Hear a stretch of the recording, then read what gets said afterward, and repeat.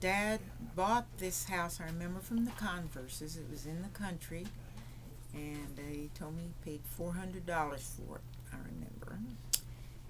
And we had no plumbing or no electricity, and he had it moved in there. And in 1943 or 44, a flood came in the middle of the night. We went to bed. It was dry. There was no sign of rain or anything. And about 1 or 2 o'clock in the morning, my mother was awakened by this cat falling off the screen. It was climbing, trying to stay out of the water onto the screen. And she listened for a while and couldn't figure out what was going on, and finally got up and looked, and the water was everywhere. It was just before it started coming up through the floor. And so got awakened everybody, and we all got up and started putting stuff up, trying to get stuff up on things so it didn't get wet.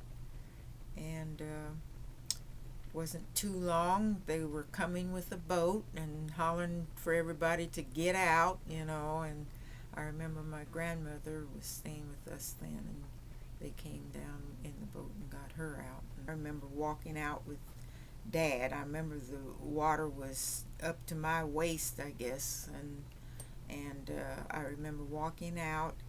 It was all the way from where Winchester Avenue to Capitol.